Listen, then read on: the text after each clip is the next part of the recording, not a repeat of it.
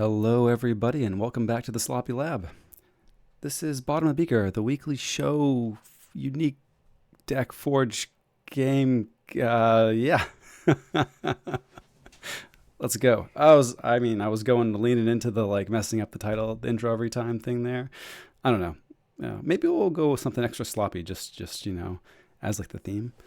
But anyway, I digress. My co-host tonight, I'm JT Russell, by the way. Hello. My co-host tonight is the man who says that until Keyforge has 3,457 sets, we absolutely do not need set rotation. I am, of course, talking about Quick Draw 3457. Hello, Quick Draw. How you doing this evening? I'm great this evening, and you need no introduction, so you don't need to worry about forgetting to say your name. So you're fine. Good to be here again. Well, we wouldn't do our guest dirty like that. Quick Draw, who do we have with us this evening? We have a guy who I've never seen before in my life, and I'm just happy that he's here again with us. The one and only Murph joining us this evening. Welcome, Murph. Thank you so much for having me. I'm glad I finally get to be in the same room as Quick Draw I three think four it's five happened. seven, and not It's Quick happened Draw, once and not Quick before. Draw 3. No, Quick Draw 3 is that the you know imposter. of. That you know of. That's true. That's true. I mean, Quick Draw and I have been in the same physical room. Just the virtual room is very elusive. We did an episode together in the past, haven't we? We did, yeah. We did one on, I think, Triad. Triad. Okay. It All right. was Karen and I came on. Karen and you came on. That's right. Yeah, that was great. That's right. That was great. I was actually looking back at some of our past episode analytics. I don't know, maybe I should look at those more often. I don't know, but I was like, hey, Murph was on our most popular episode. Like, pretty awesome too that all of our most popular episodes were with guests. So welcome you back. We hope you bring the same flex to our ratings that you do always. No pressure. Hopefully. Well, the big question is, was the buff in ratings because Murph was on or because I was not on? I am That's the so big glad question. you asked and not me. I mean, you might be able to drag some lines through. Which is it? Solo up? Is it just the two of you episodes that have the highest or lowest average view counts, or is it guests? I guess episodes that have the highest average view count. Guests are great. You and Zach are champs. Ketzer's up there too. Hey, Ketzer, Zach, welcome from the chat. Yeah, but yeah, guests are great. I don't know. They just want us out. Bring the guests in. I mean, They love- club. They love our production value. That's what they're here for. And they're like, we don't care what you say. We just want the production value with guests on, and then they're in. It's true. The best flattery is one that you know ain't true, but you sure wish it were. Well, speaking of collabs, though, we have something very special planned for you all this fine evening or morning or day or 30th listen, whatever it happens to be. So we have teamed up with or squared up, I should say, I guess, with the Warcast Reforge. So this is Tobin Lopez and Jason Wallace. Folks, you may all be very aware of them, I'm sure. We'll drop some links in the show notes, but we're going to be doing a nice little debate with them. So we've picked a topic. The topic is going to be set rotation, yay or nay. Is this a good thing or a bad thing for premier events in Keyforge? So specifically premier events, and we're going to be debating whether or not it's a good thing for those. We flipped a coin, and the fine folks speaking to you right now through your speakers have been assigned the task of arguing against set rotation. So we are boo set rotation today with y'all now. If you want to hear the other side, you'll have to go over to the Warcast folks who should be dropping their opening arguments in sync with us. So folks here on the stream, you're getting a little preview, but folks listening in podcast land, these should be dropping at the same time. So yeah, it should be fun. I'm actually super excited. I don't know about you guys, but this should be fun.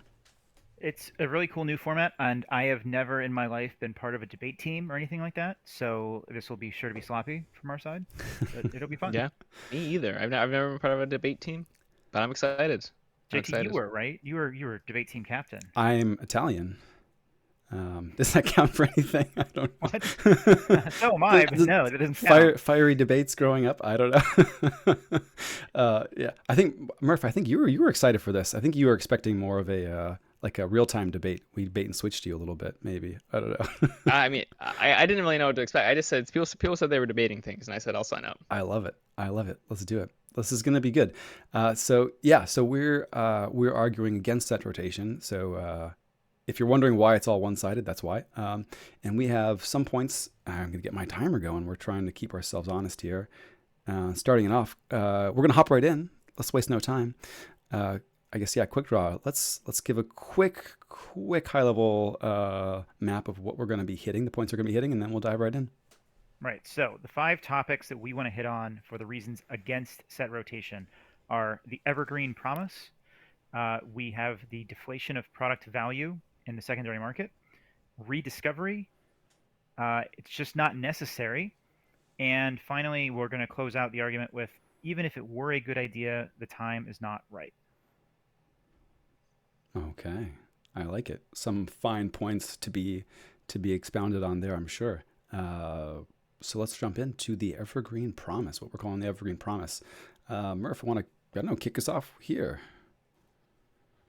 Yeah, so I mean, obviously, since the game has debuted, the whole promise behind it was that it was an evergreen. All the sets were going to be legal. Every deck was going to be good to play. And certainly, the players took it as a promise. And, after so many people have put so much time, energy, and money into the idea that the decks they own are evergreen, it certainly is going to be a bit of a, sort of maybe a betrayal. I think it could be eat a lot of goodwill the community has, and especially there's not always a lot of goodwill to go around. Yeah, even if it was never an explicit promise from FFG, obviously FFG is not even involved anymore, but the players understood it as a promise. And a lot of the reason for that is that one of the mottos that came with the game is that you only need one deck. And as soon as you introduce rotation, that's no longer true. You now need a newer deck. And then in a year's time after that, you'll need another deck. And so I think people love that idea of you only need one deck, and rotation would undermine that concept. And I mean, kind of tied up in that too is, the Archon, the uniqueness of these decks, like it's a big part of the emotional attachment to the game for a lot of folks. Like folks have their signature decks, right? There's the Rectors, the Bazis, right? The Judges, and like letting go of that is like, that's kind of a big hurt, especially in a game where you've wrapped up so much value and so much promise in kind of these attachments to the Archons themselves, right? So yeah, I think this is a big one, the evergreen promise, as we're calling it. Yeah, it's kind of like the focal point of this. I think it is probably the most important aspect of this, and I think you will have a lot of very upset legacy players who've been with this game from the start, because this is a big deal. Totally. We have folks in the chat wondering, where's the argument for the deciduous promise? You're going to have to check in with the Warcast folks, I guess. They might have that. Yeah. We got some jokesters in the chat tonight. Jokesters in the chat. I love it. All right, cool. Well, this one does resonate with me, I suppose. I definitely have some decks like I don't know if I'll ever bring Denizag to high level competition, but just knowing that it was not viable anymore, or even Coda Combogreave, He Who Slices the Gully is a deck that is near and dear to my heart, and is always in sort of my list of options for bringing to competitive events, and is one that I've kind of like wrapped up some of my attachment to the game through. Yeah, I mean, on that front, obviously everyone knows Akutsu is a judge for me, and I would be incredibly sad to not be able to play that deck. I mean, it's a deck that I plan on bringing to tournaments, but that is a deck that's so near and dear to my heart that, it would hurt. It would hurt a lot if it just sort of faded into obscurity because I wasn't able to play it. Yeah. Cool. Well, should we talk about our next point here? I'm sure we're going to touch back on this one as we go through. It's going to maybe run throughout some of the other points that we want to hit. But next up on our list, we wanted to kind of touch on the point of deflating sort of the product value and increased dependencies on rating systems. Yeah. What are we thinking here? Murph, start us off here again.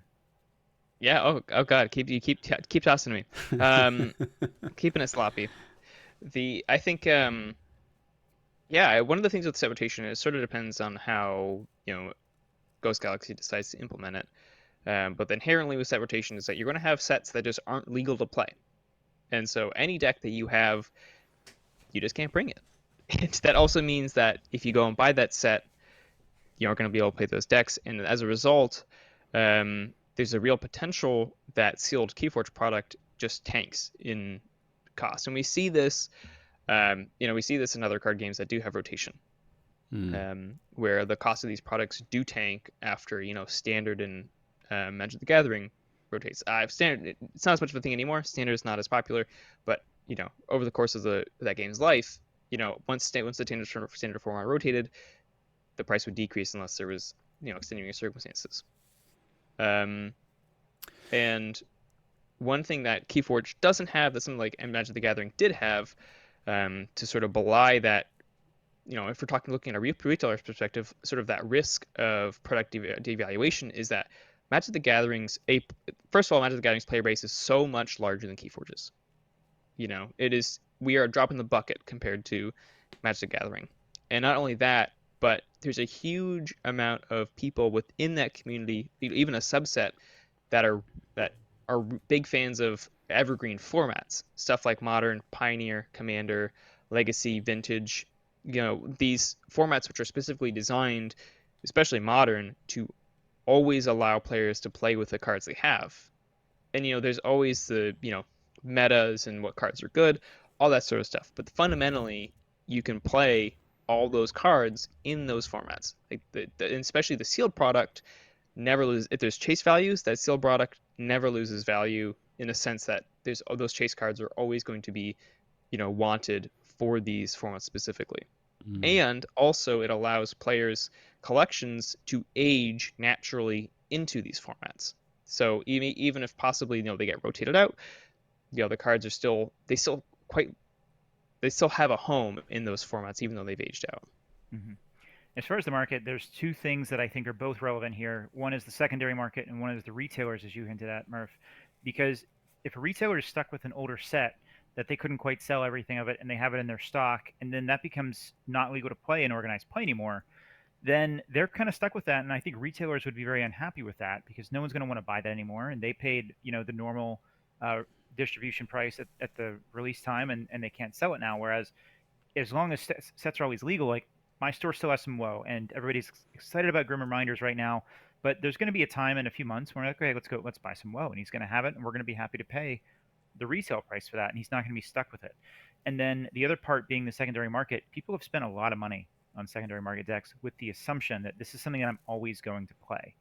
And if you can no longer play those decks, one, they're not going to get any value from that from a competitive standpoint anymore. And two, there's not going to be a secondary market for those sets that have been rotated out. So there's a few elements to this that I think really would make the rotation a bad idea as far as the market goes. Yeah, it's interesting, right? Keyforge is still kind of looking for a way to make secondary market at large work, and this would be I don't know, kind of a shot in the foot. So I feel that for sure, especially as you're looking at things like the pink frauds that get these big sales. I mean, would it even have been a deck on anybody's radar?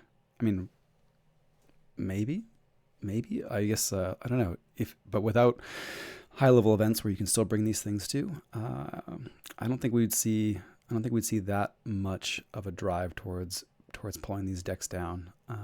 So this one also resonates with me. Yeah. Yeah, I think the other point we wanted to touch on here real quick is that with a condensed timeline of when decks and sets are legal, you need a better way to discover that set more quickly. And Hmm. people like to spend a lot of time playing decks, discovering decks, finding what works in a set. And if a set's only going to be legal for a year or a year and a half or whatever it is, then you need to be more concentrated and focused on that. And that relies on a robust and accurate deck evaluation system, like decks of Keyforge, SAS, draw better cards, things like that. And I think to a lot of people, that's not really a fun aspect of the game, is like kind of having your deck distilled down to a rating or a number. It takes away from the discovery of being able to play your own decks and find out what's good for you. Because, if you want to stay competitive, you need to, react a lot faster, I think, if you're knowing that the set's no longer going to be legal in a few months or a year. Okay, so you're saying, let's imagine a scenario where I've got 1, 2, maybe 3 seasons where a deck's going to be legal. I mean, am I going to take a leisurely stroll through discovery the process of discovery on these decks, or am I going to jump right to some sort of rating system as a crutch out of the gate, just to even tell me which decks I should be kind of exploring? Right, and I mean, exactly. I think there's a another component to that as well. It's right. You're probably not going to sit on your sealed product, right? Like you can see behind me, I've got how many boxes of AOA still up there. I've got boxes of Worlds Collide, Displays of Worlds Collide, Mass Mutations. Like, do those sit on people's shelves waiting to play sealed and like enjoyed and kind of like to their fullest, or do they get cracked because now they're kind of on a fuse?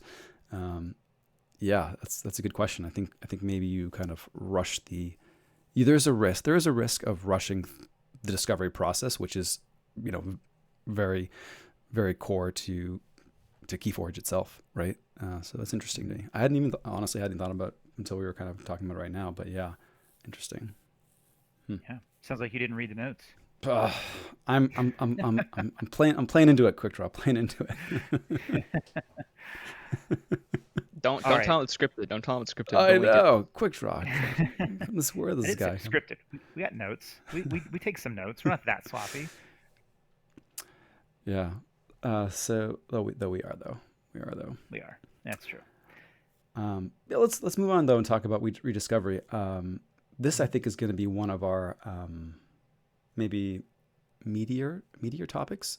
The very first kind of phase, the very first kind of time getting acquainted with a set, there is a beautiful discovery process. And again, this is also a magical time for us with Grim Reminders, where Dex Keyforge is not at a state of maturity with its rating with respect to Grim Reminders, and where everybody's kind of playing their decks for the first time, and not knowing, hey, is this going to be a 55 or 73 or what have you, and we're just kind of jamming decks even on the dev version of the Crucible right now, before it's even hit mainstream. And it's kind of the wonderful wild west of discovery and exploration. That's all great as a first pass, but there's also kind of this rediscovery that happens as new sets are released and shine new light on old sets, which is a thing that you don't necessarily get to experience in a competitive setting when there is a rotation in place, right? So that's a thing that we would be losing. Yeah, and this game is like a game of matchups, right? And you have different archetypes that are going to be more prominent at certain times in the game, depending on the meta. And you might have a deck from an older set that was bad in the original Coda or AOA meta, and then suddenly like Mass Mutation comes around, and you find more value in those kind of decks for various reasons. There's a lot of different elements to this. One example that I always thought of was, like the Scaling Amber Control has kind of disappeared from the design of the game the last 4 sets or so. And so by having those older decks still have those kind of strengths, you play into matchups differently with that. And it allows you to like take some time and say, you know what, like this might be a good time for me to come back and revisit some of these AOA decks that I didn't really enjoy playing before, or didn't quite find a good home in the competitive scene, that might actually have more prominence now. Mm-hmm. Yeah, you look at, say, a Miss Minity, right? And you're like, this is a really cool deck that was open in the WoW era, featured Annihilation Ritual of all cards, that has just like, it's a completely different card in a token environment or in a Grim Reminders environment, where like hauntedness and recursion are kind of like are big deals, and it's not something that we would have like gotten the chance to interact with or gotten to rediscover. Now go back and look at my other Coda decks that have Annihilation Ritual and be like, oh well, is this a thing? Like, what about the autocannon decks in my Coda collection? Like, are these going to be things too? Like, that's a very cool thing that we would be missing out on. Mm-hmm. Yeah, and Murph, you're a Yu-Gi-Oh player, as I understand it, and there's some parallels here with Yu-Gi-Oh. There is, yes. I guess I like evergreen games because I'm also a professional Blood player. Um, so I mean, if anyone, for those who don't know, Yu-Gi-Oh is an evergreen game. It always has been an evergreen game. The community's always thrown around rotation as an idea. And there are, rotation experiments happening. However, Yu-Gi-Oh's card pool features almost 13,000 unique cards. It's something like 12,900 and something cards. Hmm. And, the way it's designed, the new cards are usually more powerful. However, there are some really, really interesting and exciting sort of techs that come in at different metas at different points. Cards that were like literally unplayable become staple cards, staple three ofs in every deck or top decks because of some new interaction that they have. And you also have archetypes, talking about like fan decks or like pet decks, that get new support over time. Over in Japan in their format for it, the OCG, they literally just got support for Exodia. They got a whole bunch of new support for Exodia. That's pretty good, and that's one of the original archetypes. And so like if it wasn't an evergreen thing, you simply would not like that. That's not possible if if they weren't releasing that sort of thing. Obviously, legacy formats and stuff like that, but it's very different to have those be like, now this is a potentially competitive deck in a like in like a rogue sense that is only possible because of this new support that was released in 20 it's going to be released in 2024 instead of 2001. So I think like that stuff like that is super cool. That happens pretty much every format in Yu-Gi-Oh! Is that there's some older cards that come in and out, just because of that, and there's so much room for workshopping and discovery of these old cards. That's only possible because the format's evergreen. Hmm. Yeah. Another thing I find interesting is we've talked a lot about power creep in the Ghost Galaxy era, and obviously we're worried about that. And as we play a little bit more Grim Reminders now, what I'm seeing is actually a kind of like a healthy type of power creep, like a lateral power creep. It's not just cards, everything strictly better, but it is better in different ways, but still has different weaknesses. And like we talked about the archetypes and the matchups and things like that. And this is actually playing out pretty nicely, in my opinion, with I think the exception of Woe, perhaps. But with Grim Reminders, people are afraid of all of these key cheats, right? And you think like, okay, if I had free key cheats in all of these old sets, they'd be insanely broken. Like that'd be terrible. But as we're playing Grim Reminders, I'm personally finding that yeah, sure, you've got free key cheats, but you're missing a lot of scaling ever control. You're missing in some decks a lot of creature control. You have smaller boards and smaller creatures in general, unless you have Brobnar or Equidon. And so you have different strengths and weaknesses that haven't really been explored before. And so in the context of this set, the free key cheat's fine. And that's a lateral type of power creep where it's like, sure, you're doing things you've never been able to do before, but you're not doing that thing in a mass mutation deck that does all these other things really well. Or you're not doing it in an AOA deck with Brig and things like that. Like it's very different. And in a lot of ways, it's still fair, even though it is a type of power creep. Mm. Yeah, the MTG designers talk a lot about, shifting the pendulum around rather than ratcheting up the power level. Rather than raising the power level across the board, you emphasize different things, and that lets you kind of play in a world without rotation, lets you play off of things that have come before in a very interesting way. I think I've mentioned before that I played MTG for a long time, but I've almost exclusively played the evergreen formats, right? Your legacy, vintage, commander sort of things. Partly just because I couldn't be bothered to keep up with standard, but also because I think it's a lot of fun to get to play with some of the older cards and see them take on like new meaning and new light in the context of new releases. So it's a lot of fun to sit down with your legacy deck and be like, I've got things from the first expansions of the game that are doing completely different things than they were imagined to do in the beginning, and stuff right next to things from the latest sets, and have some really fun interactions with those, for sure.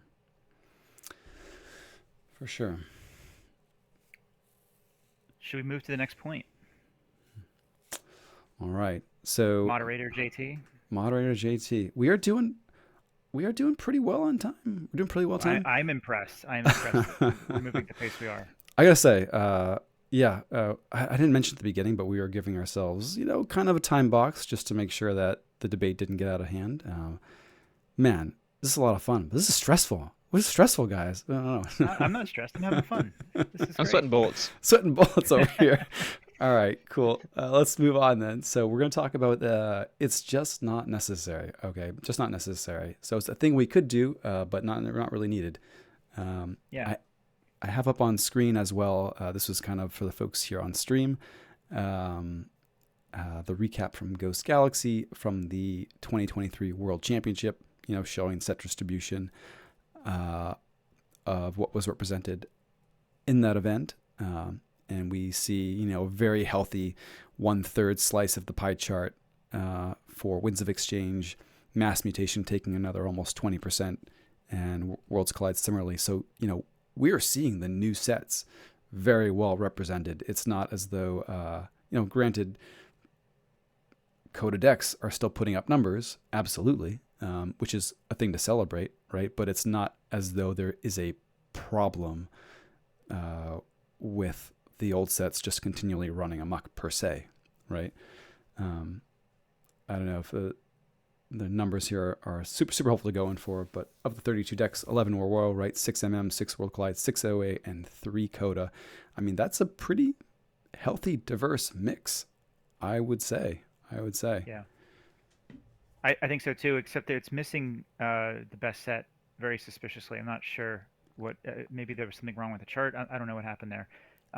DT should be in there. I'm not sure why. It's because I didn't play, unfortunately. You know what it was? There was a typo in the chart, and they missed him. They were there, guys. Trust me. Trust me, we were there. They were there.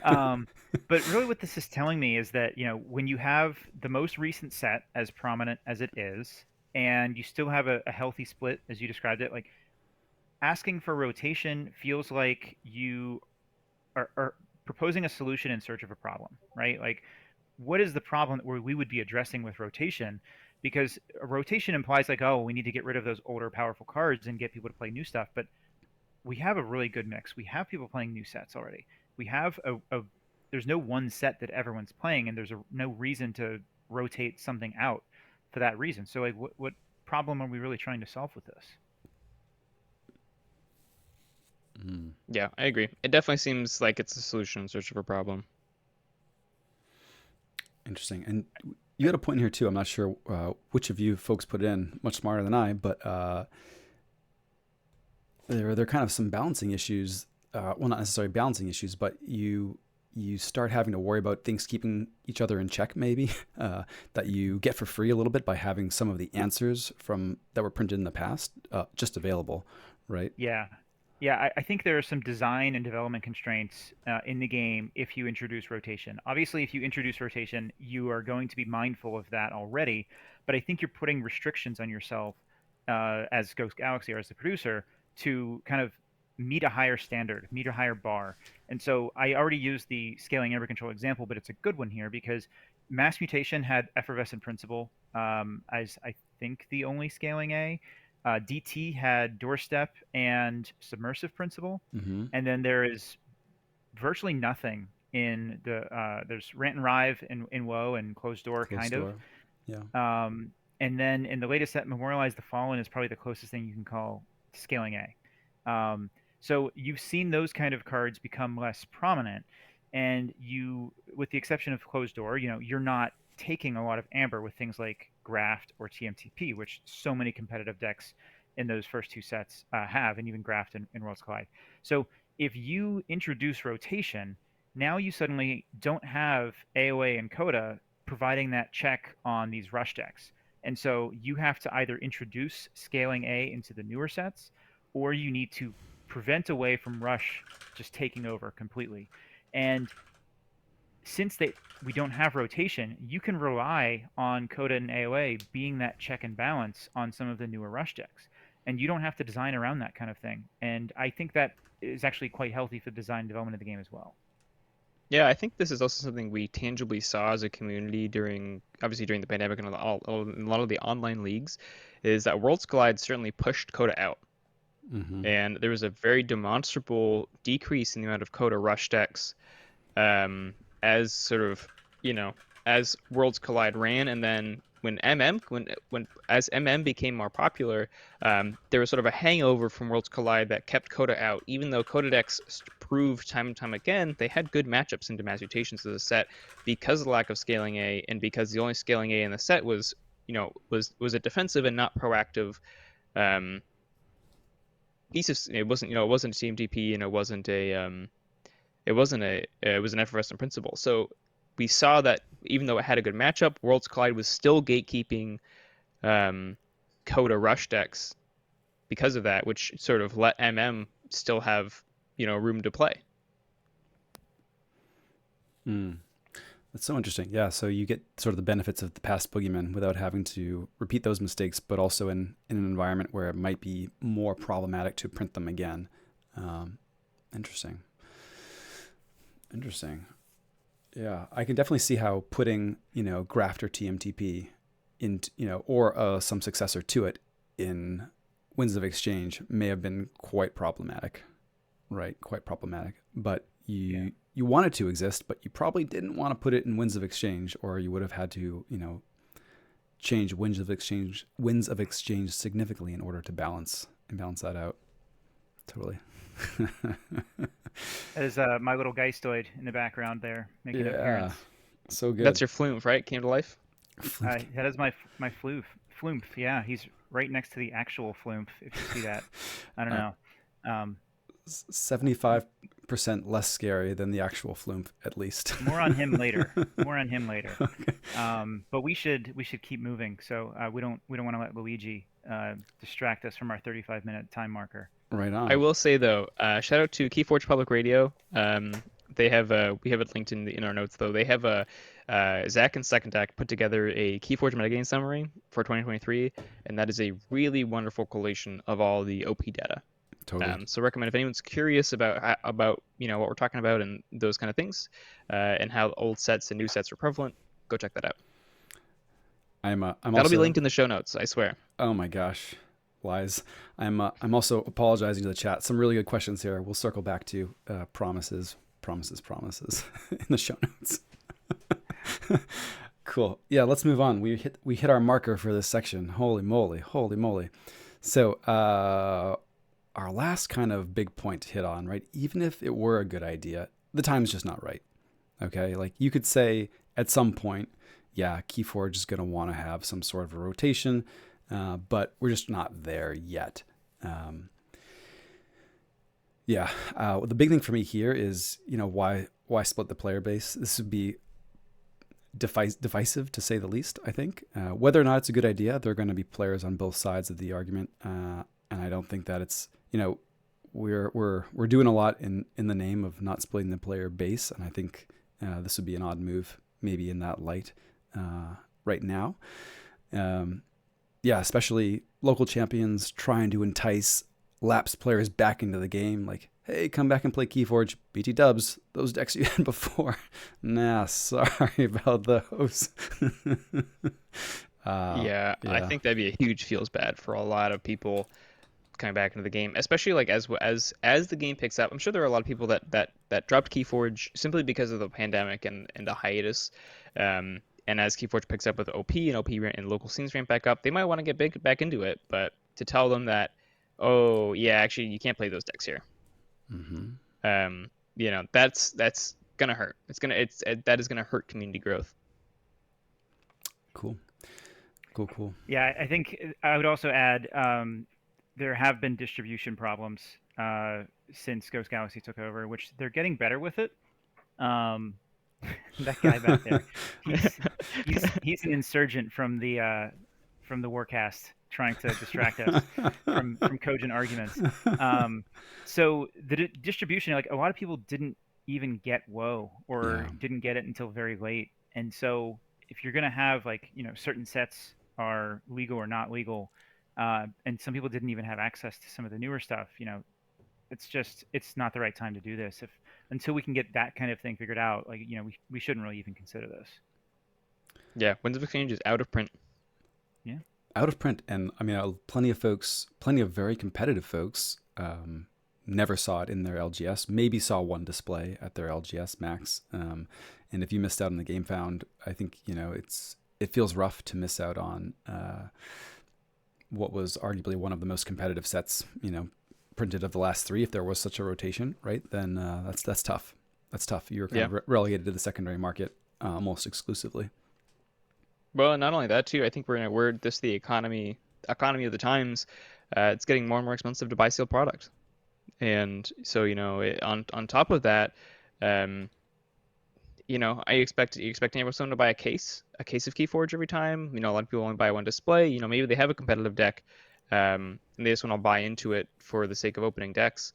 But to sort of demand they either go to the secondary market every rotation or open enough sealed product to open something good, maybe that's a product. Maybe it's an argument for, but I think it could price a lot of players out of the game. Yeah, agreed. All right. I like it. I think we hit 35 minutes. We're like right there. I think we have time for a 2-minute recap, 2-minute max recap. Yeah. We surprised ourselves. Yeah, we gotta take a breather after all that. Just let it out. Yeah, and we're good. So running through them again real quick. If there's any final thoughts. And I guess, Warcast folks, if you're listening, this is the part where you take notes on and make your rebuttal list, I guess, so laying it out for you. So Evergreen Promise, right? It's been sort of this core philosophy or promise of the game since inception. A lot wrapped up in there. There's significant risk, right, to deflation of sealed product, and also decks on the secondary market as well. Right. I think the rediscovery aspect was one that resonated most with all of us, right? It's just so such a big part of the game to be able to go and look back at your old decks in the light of newly released sets and say, what's changed, what's good now, what's not good now, how has the pendulum shifted, and it's like just so cool to see Coda taking down a big event still. Though it may not have been the same Coda deck that took down a big event, back in the day, or maybe it was in the case of some of those decks. But certainly there are cards in there that are playing very new and interesting roles that they were not previously. Absolutely. Yeah.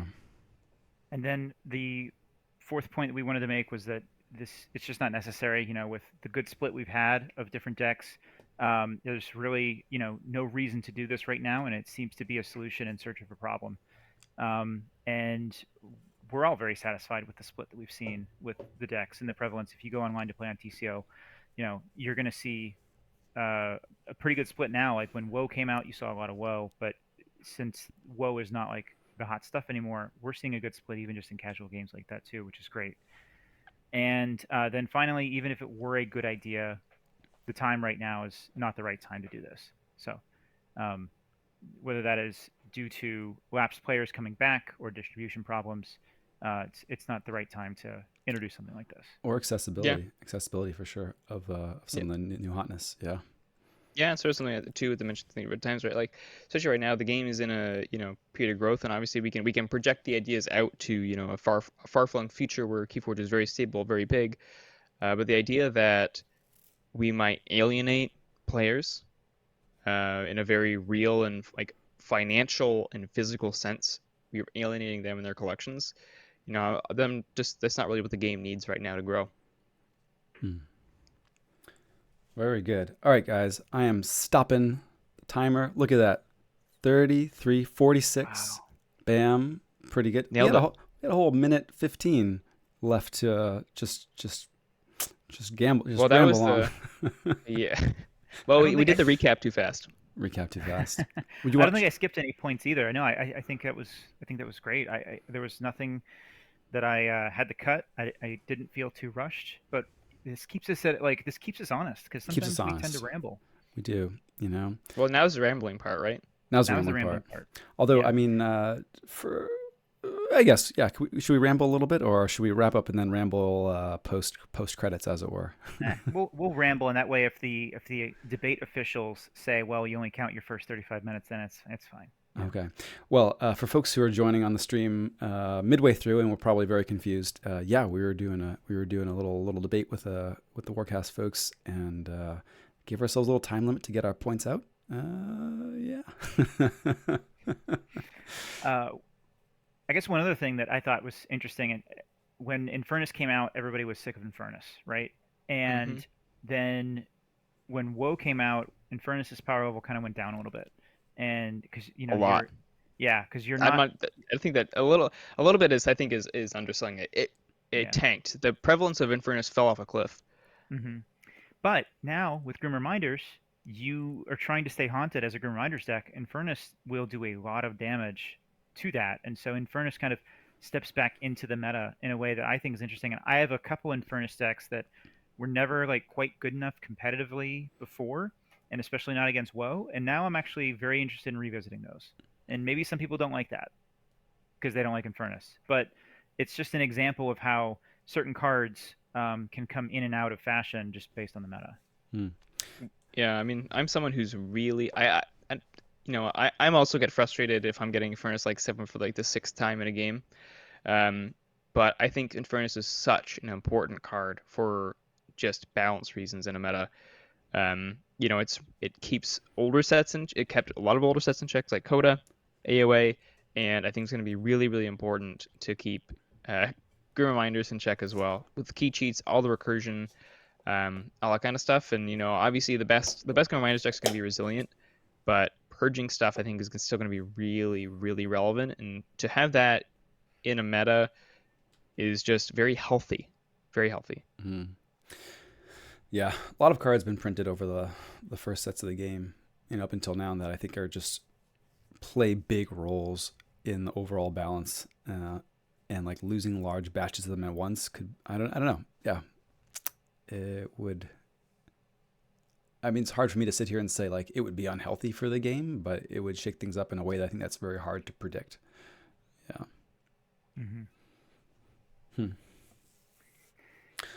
Well, I think we're going to be in danger of the judges calling foul. So we're going to wrap this up. We do have a sponsor for tonight's episode, actually. Let me see if I can get the note from them. This is a good one. So we record a week ahead. This is very timely.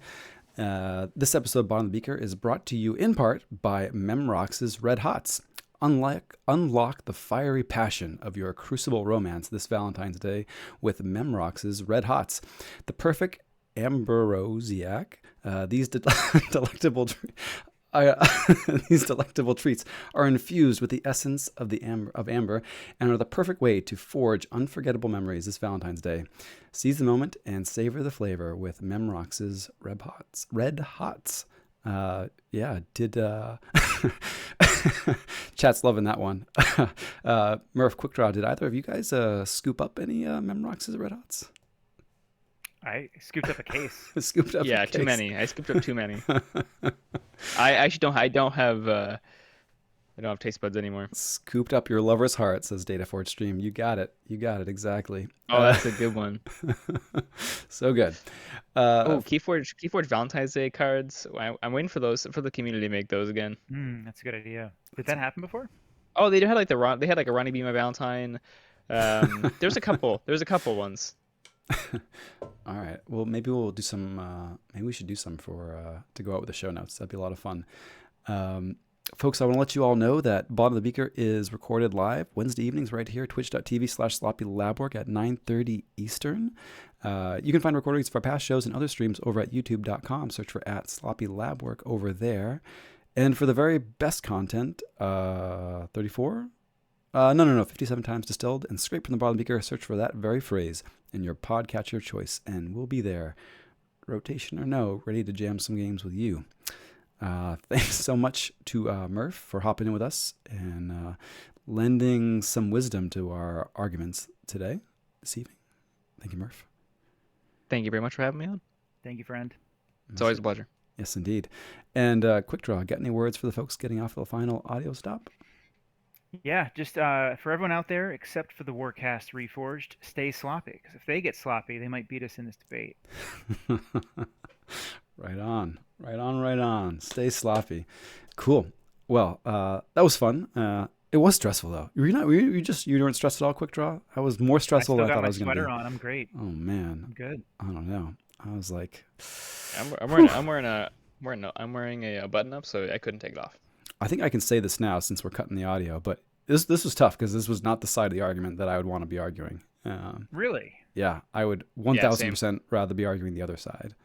Yeah. Oh, like so you would rather be arguing it, but you believe this side. Is that right? No, I like rotation a lot. I like You guys rotation are a lot. crazy. Yeah. I don't. So I don't know. Could anyone tell? Could anyone tell like which side? So like I am anti-rotation. You're anti-rotation. I'm anti-rotation. I am for rotation. Yeah. Me too. Okay. Maybe we should So, have. but here's the thing. Here's my qualifier though. Because rotation requires a lot of faith in the people running it. So I don't want to start podcasting Zencaster. Thank you though. It requires a lot of faith in the people running it that they're gonna do it right. And I'm not too sure I have that faith currently. Yeah. Let me give a little tidbit of good news about something that Ghost Galaxy did for a friend of mine. One of my locals pledged for the Grim Reminders campaign. Did this work out well? This has a happy ending. Yeah. So he completed the pledge. He paid for the pledge. He did not complete the pledge manager. And according to the Game Found campaign, it says if you do not complete the pledge manager, you will forfeit your rewards. And he just forgot to finalize it. Something came up. I don't know if he was busy or what, but he never did it. Mm-hmm. And so he's been waiting for his pledge, and he's like, hasn't got it. And he went back and checked his records and realized that he never actually submitted the pledge manager. He reached out to Ghost Galaxy today or yesterday, already got a response. They're making it right. They're fulfilling his pledge fully, even though the Game Found said they'd be forfeit. So they're doing him right, which kudos to GG for that. I think the GG folks have all been like great humans whenever you get them one-on-one. When you're dealing with like campaigns and you have all these policies for like, well, we need a backstop, like if you submit a thing, you pledge and then you ghost us for 2 years, like we have to have a way to be like shrug. But I'm glad to hear that. I was hopeful that would be the case, but you never know when. Yeah, all the individuals at Ghost Galaxy are wonderful. Getting to meet a number of them. Yeah, I didn't meet everyone, but getting to meet a number of them at KFC was a real treat. And they really are all wonderful people, and they really are trying their hardest, and their intentions are all good. I will never forget Michael coming over to my table for a judge call at the Grim Reminders sealed night, right around 9:00, and they had just called last call for the bar. And I said, Michael, what are the chances you can go get me a beer? And he's like, absolutely. What kind do you want? I will never forget that. It was, they're great people. They're so much fun to hang out with. It's just yet another reason to go to a Vault Tour and get to know them. Really great people. Yeah, for sure. Right on. But yeah, I think I really like rotation. I think you can do really, really interesting things with it. Mostly because the thing I like about rotation is that you don't need to just have the last 3 sets. It can be like Coda, DT, MM. It can be AOA, DT, Grim Reminders. It could be like you can have it be that's my rotation format. It could be something DT something. I don't know. A lot of things. I made that joke first. By the way. You did, yeah, you did. Credit your source. So yeah, it's all Quick Draw's joke. I'm unashamedly stealing it. You told it well. You told it well. That's you just gotta say it confidently, and no one questions you. Right? Yeah.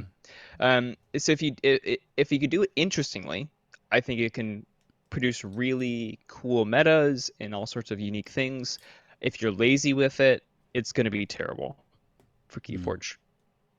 I think the only time I could concede that it could be okay is if we're talking about rotation as the alternative format instead of alliance, right? Also fair. Or if we had Archon like no rotation, Archon like Evergreen, and then you had Archon Modern or whatever you want to call it. That's a cute one right there. I've been here the whole time, Quick Draw.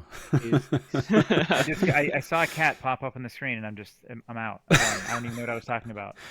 Who are we looking at right here, Murph? Who's this? This is Pippin. Oh, Pippin, nice. I don't know if you can hear his purrs. Very cute. Yeah, coming in a little bit. Mm-hmm. Awesome. So on my side, that was Luigi making an appearance, and Luigi actually has a custom named Grim Reminder deck named after him. Nice. That's pretty And cool. he was, I don't know if you guys noticed, because obviously if you're watching on stream, like the picture's very small, but he was getting into my Grim Reminders box back there. He's very interested in playing more Grim Reminders now that he's featured prominently as an Archon. So Yeah, forever immortalized in the Master Vault. Luigi Prosciutto. Mm-hmm. Yeah, and the last thing we want Data Forge is splitting the player base. Why would anyone want to do that? That's why we removed all the formats in Intrusive Alliance, right? To galvanize the player base together. Debate topic number 2. I don't know. could get spicy. It's interesting though. From a volume perspective, I agree with that. Right. I think we're too small, player base wise, to be doing that probably. Though that gets tricky too when you start having very small player bases, and it's a mix of old guard and new hands, and then there are accessibility issues with older sets. Like if hypothetical in 5 years, and we're seeing, first print run Coda decks taking down consistently, like top events, and there's the wave of people who came in like GR forward, and they're like, all right, this is getting kind of old. I can't get these decks. What's the deal? I don't know. We're not there now, obviously, but I think there comes a point, even with a small player base, where it's I don't know, gets a little weird. But Yeah. I don't know. Well, I don't want to like. It's also a weird go problem ahead. Too, where I think a lot of the defenders are the same decks. Which is like, and then it's like, well, if we have temporary ascension, does that actually matter? If Miss Minity, Pink Fraud, and Gearsong are all ascended until Worlds, does that matter? I mean, I think that's like a smarter solution than rotation. It's not like we can't just say like, oh, Gearsong won Worlds, therefore we need to rotate out Coda, because the Gearsong is one deck, right? Mm-hmm. Exactly, yeah. Maybe we should have included this in our argument as well, and maybe just missed this part, is that rotation exists in other games that are like more customizable card games, right? Or deck construction. And Keyforge, like there's only one Gearsong. So like why are you punishing like all of my favorite Coda decks just because Gearsong won Worlds, right? They're different games. The fact that there's no net decking really sort of allows for a much more targeted idea of rotation than can be in a lot of other. I mean, they do that, right? Evergreen formats like Yu-Gi-Oh introduce bans to create a sense of rotation. They'll gut an archetype and stick it on the ban list for years and years and years until it's no longer meta relevant. So, there's lots of ways that you can do rotation in an evergreen format that don't actually involve rotation. Yeah, you're not wrong.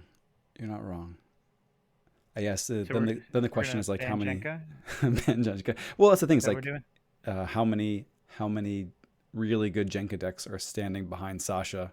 I'm not sure. Or how many really good Battlefleet? Probably not that many really good Battlefleet library access decks standing behind Pink Fraud and Misminity. Like, I really like Lord Sword. Shout out to Astron, who is the opener from Lord Sword. A really cool. Wow. Lord Sword is a banger. Yeah. I did not know that. Astron opened that. Astron opened Lord Sword, which is pretty cool. Went through at least one or two. All of his luck opening Lord Sword. I used up all my luck opening Croc of Liminal Void, which is a library access OTK deck. It was like the Nice. third, fourth deck I opened, and then I opened nothing good for like 700 decks. Well, I am still Yeah, opening Straight Fire and Grim Reminders. I don't know what to tell you. yeah, I'm opening Straight Fire too. I opened Judge as like one of my first 3 decks, and it's just been uphill from there. JK, it's all been downhill. Have you guys looked at the preview SAS on Grim Reminders yet? I'm not uploading my Reminders decks for a long time.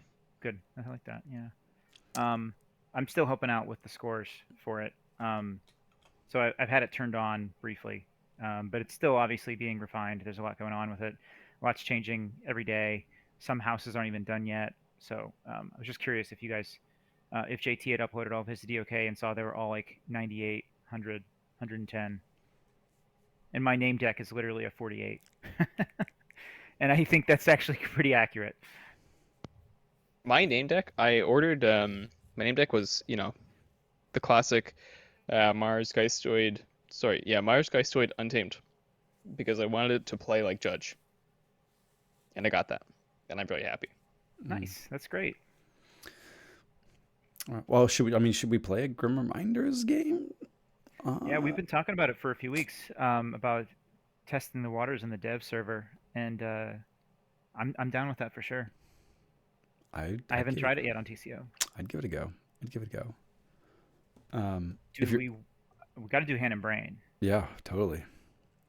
If you're up for it, Murph, yeah. I'm up for it. Yeah, I'm game. You're gonna be facing my alt though, just because. Nice. So is that Murph?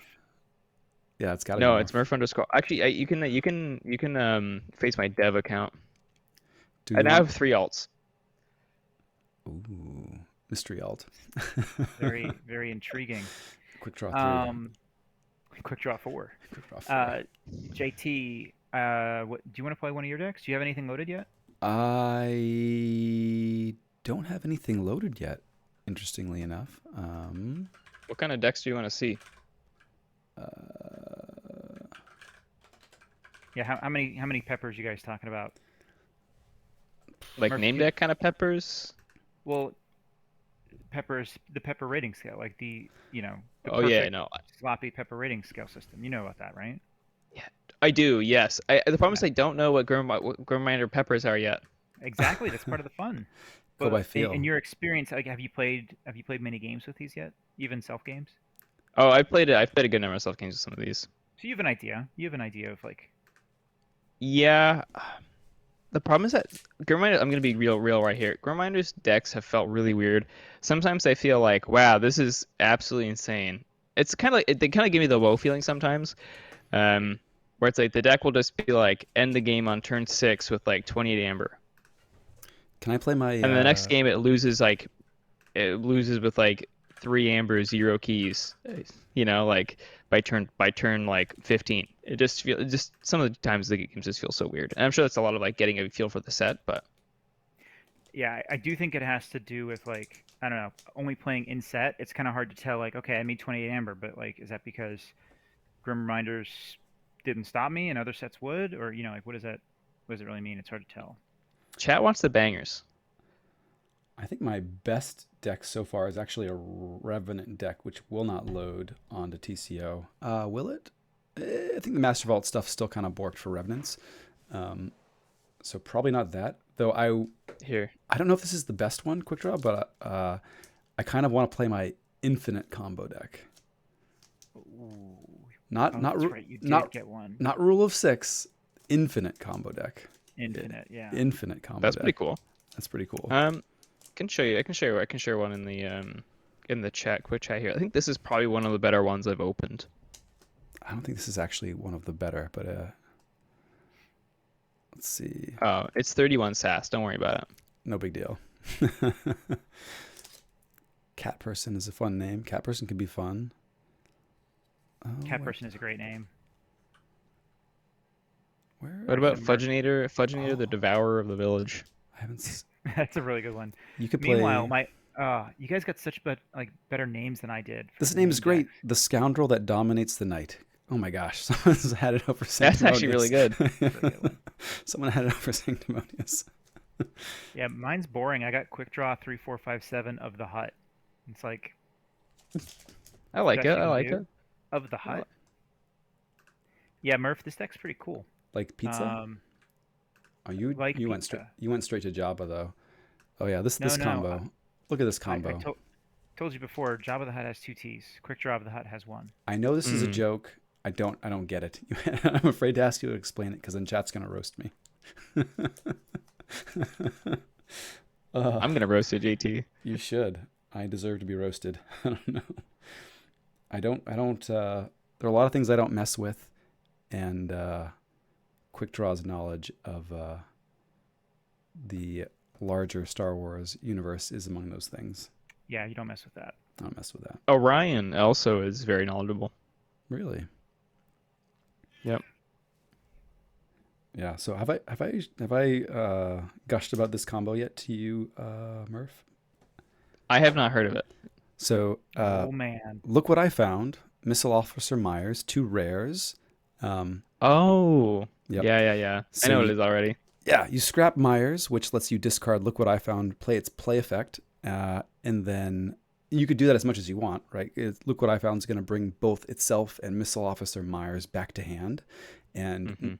the scrap and discarding don't count towards Rule of Six, and it's not like it does a whole lot. You basically can reclaim all of the artifacts and upgrades from your discard pile, bring them back to hand. One of those does a thing. It's not a great thing, but the scrap on Essence Entangler lets you move amber around. So if there's enough amber on the board, you can start to pile it onto creatures so that you've got amber equal to power. Essence Entangle them to kill the creature, get that amber, then keep moving the amber around and blowing things up. But yeah, scrap does not count as using Cloggin. Scrapping things, none of the stuff other than actually playing the Entangler or any other upgrades that you can stack on a creature for value before they die those are the things that will count towards Rule of Six. But the actual like discarding business doesn't tick up those Rule of Six counters. Yeah, What's the third house you have in this deck? the Brobnar, because it's also got Beanstalk. I was hoping that you would have Unfathomable with the Trawler, which captures all your opponent's amber. That would be one way to actually get some value out of this.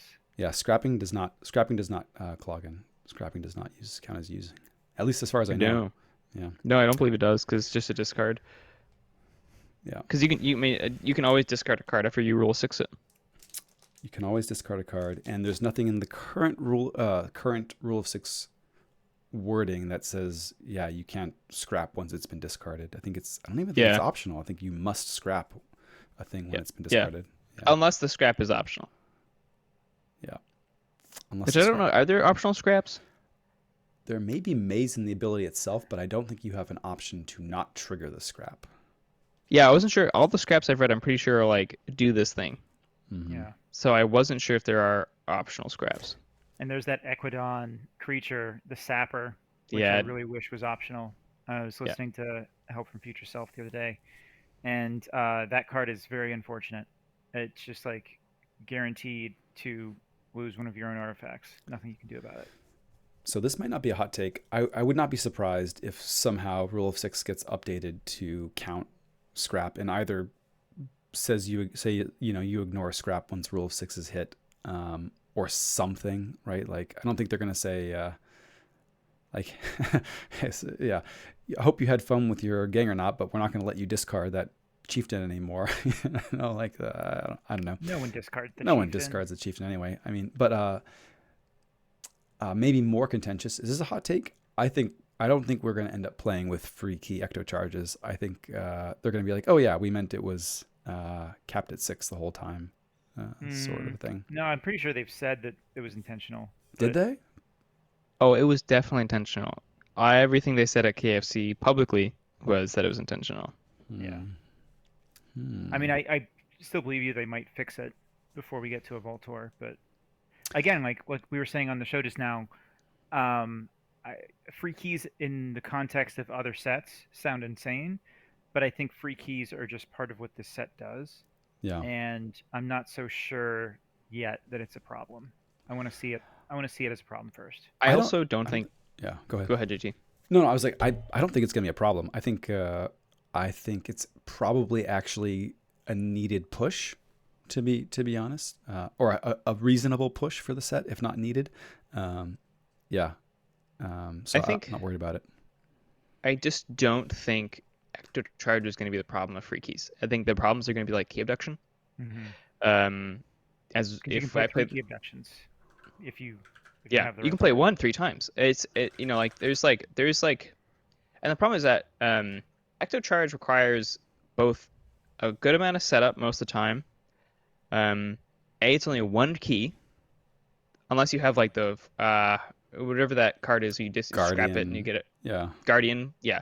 If you have that card, then it becomes a little bit more problematic. However, it's only one free key. It usually requires a good amount of setup, and it can be pretty easily disrupted from recurring if you just make them draw. Mm-hmm. Yeah. Key abduction is very hard to mess with. Um, where especially if it gets tucked in an archive, you can keep a massive hand, and just like recycle free keys over and over again.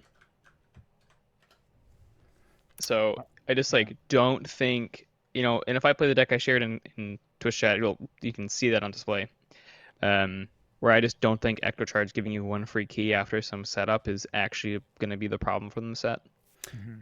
Yeah. Not worried about it. I do have a cool deck that features Dark Discovery with the Guardian and gets to forge with Dark Discovery multiple times in a game, fairly consistency, which is pretty cool. Yeah. Yeah, even there, I think like that card's a lot less problematic than Yeah. like it's not problematic for the most part. If you can shuffle your deck through other means or Yeah. Yeah. which is actually where cards like Lodon. I wonder because does Lodon instruct you to shuffle regardless? Yes. Yeah, so it says shuffle. Yeah, okay. So then that's an interesting question because currently TCO, if there are no untamed cards to shuffle, it doesn't actually shuffle your deck. But if there are, it does. Um, Hence, where it's like, oh, that's actually an interesting thing where like no one ever did it before, but now there's like possibly reason to. And also, especially when we talk about something like Sabira, how it's supposed to interact with Sabira, does it, So there's some interesting questions Okay. there. So I guess I kind of answered your question incorrectly. You were asking, does Lodon? What I thought you were asking is, does Lodon shuffle your creatures back even if it doesn't gain you the amber? And that's definitely yes. What is the wording on it though? Because I'm not actually convinced that you should shuffle if there's no creatures in there. For low So dawn it specifically? says, yeah, it says, I'm looking at it right now. It says shuffle each untamed creature from your discard pile into your deck. And if there are none, then I would say you don't shuffle. I would still shuffle. But then, it was ruled at KFC that Sabira triggers. So, and Sabira says, if I can find the text on Sabira. yes. Wait, so at KFC they ruled that Lodon and Sabira gains. So if you have, if this says no, your discard pile is empty, you play Sabira, you play Lodon, trigger Sabira. Yeah, I wish they would have been a little bit more explicit with Sabira. I still think you shuffle. I think an empty set is a fine set. Like if you have no things to shuffle, like all right, go shuffle. Like that's fine. But Sabira says after you shuffle your discard pile into your deck, it's a little bit ambiguous. It's like whether or not shuffling a subset of your discard pile is good enough, right? Like they ruled that that it has to be the full discard pile. It has to be the full. Oh, really? But it could be a subset if that subset is also the full. Yes, exactly. So if you have a card that says shuffle the top card of your discard pile into your deck, and you only have one card, that counts for Sabira. Interesting. Yeah. Which makes like the language around that is a little odd. Just for, do you shuffle after low down with no creatures? Because then are you really shuffling your discard pile into your deck? Yeah. I mean, I like does the shuffling trigger Sabira, or does the act of, I would have liked us to say like whenever you shuffle at least one card, or whenever you shuffle and then have an empty. I don't know, however you word it, but so that it's like, a little more explicit. But I don't know. We'll see where they end up on this one. I'm sure that we'll get a.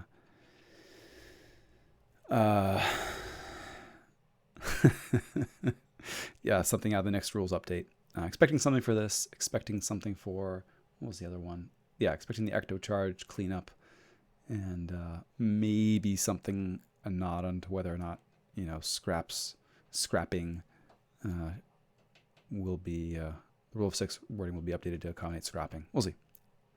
Are we playing a game? Yeah, let's do it. No. Let's do it. Oh. All right, JT. So, do you want to play as the?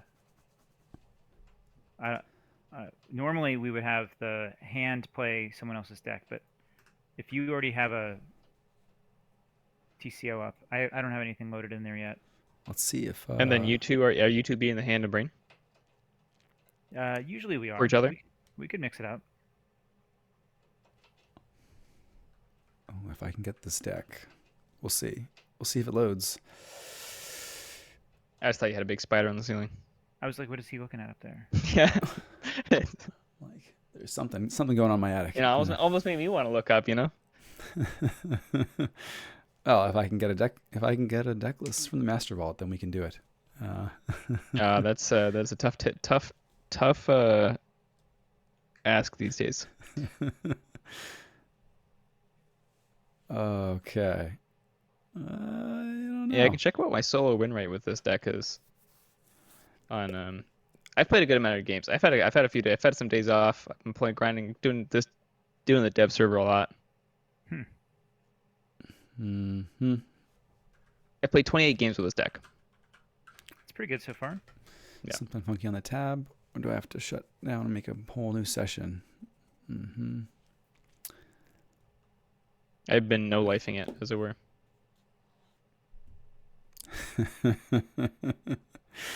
It's all good. Oh, what's going on here? Looks like the last time I logged in was shortly after I got Winds of Exchange. I'm looking at like the last decks that I've added here to the dev server, and it's last June. Yeah. This is actually my first time playing the dev server. This Game Reminders release. Mostly because by the time I got my pledge, TCO was already out. Where the F is it doing? It's going great over there. It's going great. I don't know. Don't worry, everything is under control. Right?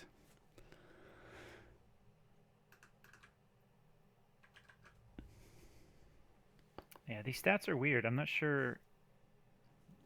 These don't seem to be. GT is frantically debugging. No, I'm just trying not to flash my password on screen too, Let's see. New session, you say? We can do new session. Wait, have you swapped between your profile and your are you logged in? I got it. Yeah, we're good. Because sometimes, actually, every single time I go into the Master Vault, I have to go to if I go to the My Decks page, I have to go to my profile and then to My Decks to actually get the decks to show up. Yeah, they've got something weird going there.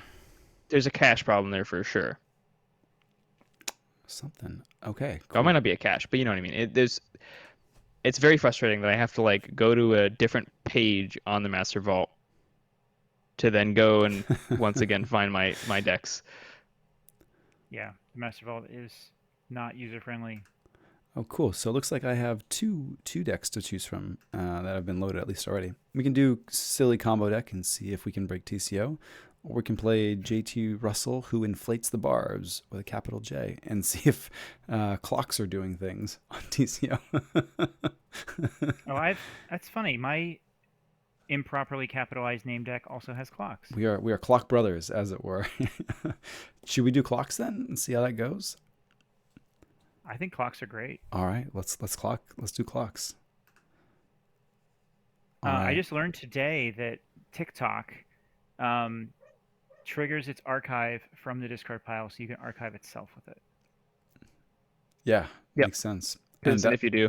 That was a very different direction than I thought that comment was going when you started. Did you think I was going to talk about Kesha or something, or maybe whatever happens on TikTok? I have very. I mean, we're on the clock. TikTok on the clock. All right, I'm gonna make a game password. I mean, they probably don't stop until JT walks in. Oh man, you're He too. woke up this morning feeling like P Diddy. Do you have hands open? I don't. Dang it. I was too worried trying to save face as a hip person with Murph. Well, I mean, imagine not continuing TikTok by Kesha, line by line. I got nothing. I got nothing. Those are people. Did you brush your teeth with a bottle of Jack? Well, when I leave for the night, I ain't coming back. How about that? There we go. That's All what I right, did see. got there. All right. Now we can play. Now we can play. All right, nice. All right. So what deck my you play? god! Oh my gosh! I unmuted this tab. Apparently, No. I almost Oh, died. that's the worst. You know what? Yeah, You never notice that because I'm usually the one that starts games here when we play Hand and Brain, and I hear that every time. It's the worst. What the heck? I've never had that unmuted. What just happened? Oh, okay. All right. Oh I'd say wait, play no, whatever you want. because this is the dev site. That's why it's unmuted. There we go. Makes sense. Yeah. Mm-hmm. But can you mute specific websites? Is that what you're saying? Yeah, at least in Chrome, if you right click on the tab, there's an option to mute or unmute the site. Gotcha. Yeah.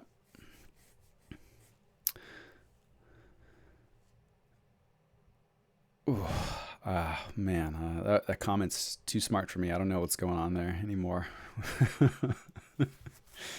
All right, Murph, you got a deck for us? Murph 117 dev. Yeah, I can. You can do the meme one, which it uses bottomless depth to mono house Brobner. Okay. Which is pretty cool. Or I can do the banger. Well, whatever you do, I mean, we're taking an extra turn and winning, obviously. So. Sounds good. I know chat wanted to see the bangers, so we can go with the banger, and then it's gonna turn out to be a banger, and everyone's gonna be sad. Bring the banger. I mean, we're exploring here. You just go with your gut. I actually think this might be. I have high hopes for this clock deck. I don't know. I know it's like kind of a meme thing, but not. I mean, supposed to be very Zeramis opened a good clock deck. Did he?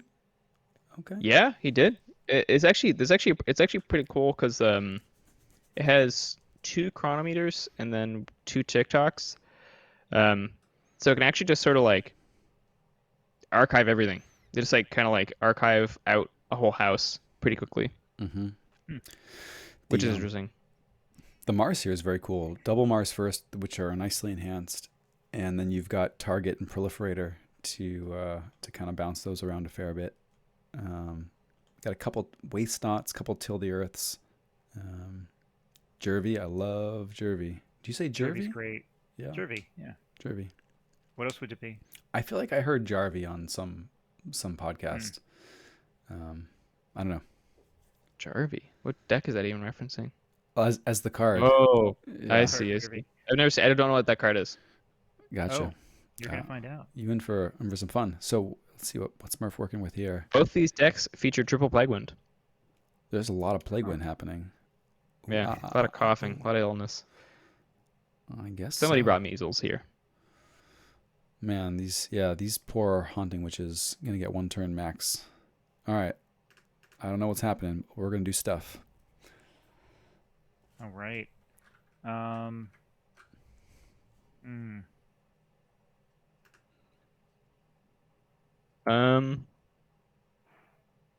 gonna say keep it, JT. Boom. It's kept. I mulliganed. Okay. Just for full transparency. Nice. I'm surprised that TCO doesn't tell you that there was a mulligan in the chat. That should be a thing we add. It does not. It never has, and it bothers me. Okay, are you ready to go? Yeah. Are you ready to go? I'm ready. Let's start it off with Mars. Mars, huh? Cool. I am gonna play this Mars first to get some money and draw a card. Naturally. Not what No. I had in mind. Naturally. Hmm. You would have held that? You would have held that? Yep. Mm-hmm. Oh wait, we only play one card. Oh, I was like, I was already turns ahead. Like I was gonna play the other card after. AT's tripping. Oh no, that was dumb. That was really dumb. All right, I apologize. Well, here we go. The brain is already pissed off. I was definitely in like, all right, I'm gonna play 2 cards this turn mode. Yeah. And now we have this sad proliferator in hand. Hey now, you know. Yeah, that's the first player mulligan isn't enforced, but I don't think it matters because I think the mulligan decision is secret on TCO until the hands are populated because both players have to decide. Yeah, yeah, hand and brainless indeed. So that means quick draw is the brainless one. Sloppy and sloppier. Oh wait. Yeah, okay.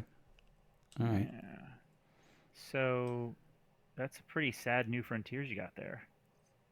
Psh. Mine? Yeah, Why was this sad? because you got rid of your near future lens. Oh, there's sadder things in life. All right.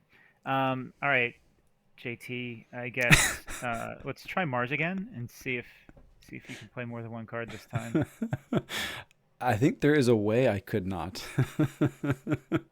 There is a way. See if you got this. All right. Interesting. All right. Let me see how much we care about these things.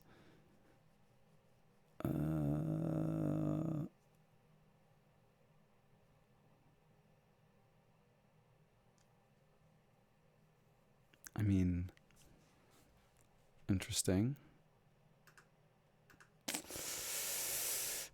Well,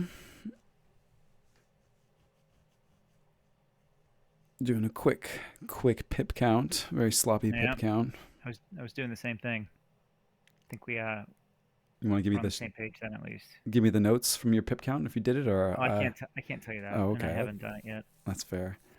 Do you have enough to cheat a key here? That's not what we're counting pips for. No, Oh man, but I'm gonna let it go. I really like Travel Teammates. Yeah. Okay. Yep. Yeah. That's what I would have done. So yeah, terrible teammates with a sloppy pip discarded the Pester Grove, which was awfully tempting, and Warfaline, though I don't know Warfaline to get back that Mars first. I think would have been premature. I think we have enough recursion to not worry about it so much yet. I'd agree. I really hate to burn this card, but I think I have to.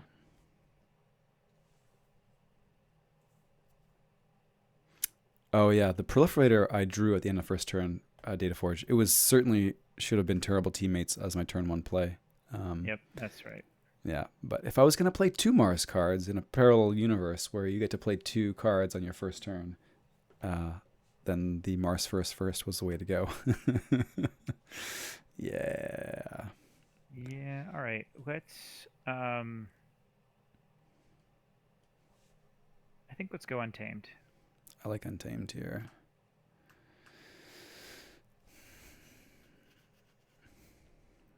Send these guys back. You bouncing my stuff? That's kind of rude. I mean, maybe. I guess ourselves a prickly proliferator Mm-hmm. and a grave pixie. Prickly. And I am going to play the Till the Earth. Doesn't Oh, like banger. It. Doesn't Don't like it. that. I don't like that. No, Murph just got rid of his Reclaimed by Nature. He already had got rid of his Near Future Lens. He already got rid of his Key Abduction. I don't like that Till the Earth there. I like it. I like it. I'm a fan. Oh. All right. Okay. I guess you were unprepared. I could have been more prepared. I could have been. All right, let's go with Geistoid. Geistoid it is. Oh yeah, Key Abduction was archived. I know you said it was this card. It was archived off the New Frontiers. Oh, sorry. I thought it was discarded. Yeah, it's public knowledge. So Terrible Teammates and Key Abduction were archived off the New Frontiers. Oh, gotcha. Okay. Yeah, this is why I wanted that Reclaimed by Nature. That's why I didn't want that Till the Earth. Mm-hmm. That's good. We're good. Well,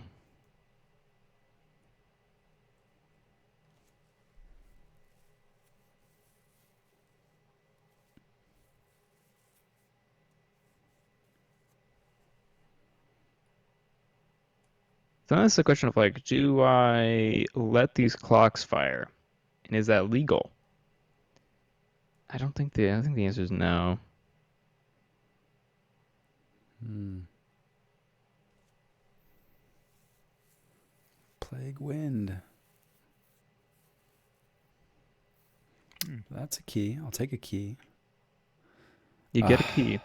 I guess you get to decide. Quick draw. Yes. Yellow. Hey, you. Ha! Boo. Love it. All right, now we're gonna Also, go. just a heads up, Elite Disrupt Sword is on the board. You cannot play creatures more powerful than it. Yeah, that's a cool card. I'd never seen that actually. Wish it was not 6 power. Should have been 4. Um, that'd be pretty good at a 4 power. I don't know about Would it? It's like so easy to remove. that. Yeah. I think.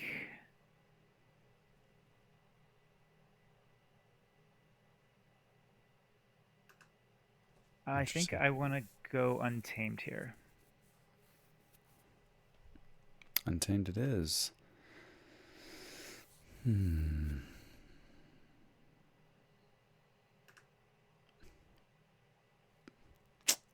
Ketzer.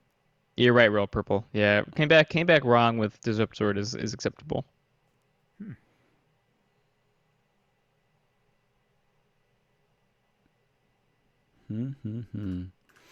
Okay. Do I play this Pester Grove? I kind of don't want to play it. We are going to regrow. I mean, we didn't come here today to not do clocks, right? So we're going to get a clock. And yeah, we'll play this Pester Grove. Sure. Sure. I like it. Yeah. Whenever I called Mars on turn 1, I was hoping you would discard it, but then after I discarded it, I was like, probably actually want to play it. So I'm glad you played it. So two things from the chat. Yellow, blue, red, Ketzer. That is just disappointing. It's just disappointing. That is completely backwards. And glad you appreciate the Pester Grove clock. Yeah. Oh, we are going full Voltron, though, bumping up the bar. Yeah, the synergy of increasing the Disrupt Sword's power. Interesting. Very interesting. Okay. Proton Siphon. All right. I like Geistoid here. Geistoid's pretty cool. All right. I should probably like read these though, right? No, they don't need to be read. No.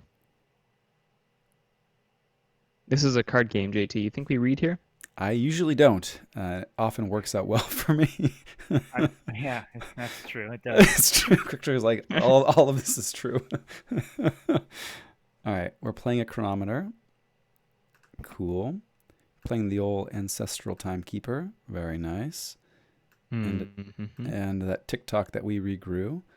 I like that we can fire this TikTok immediately, I think, with these counters. Yeah, you can. Yeah, so let's do that. That seems awesome. Let's do you first. No, that's not what I wanted at all. Dang it.